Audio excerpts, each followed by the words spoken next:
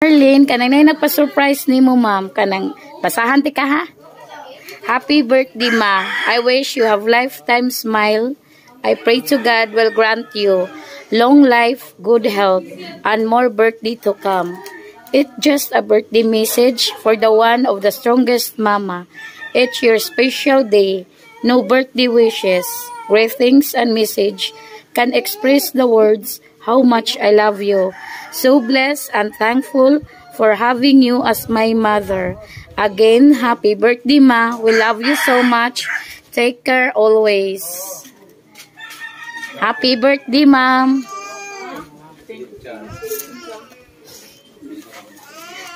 Pwede mga message, ma'am, sa nagpa-surprise si Ma'am Kat.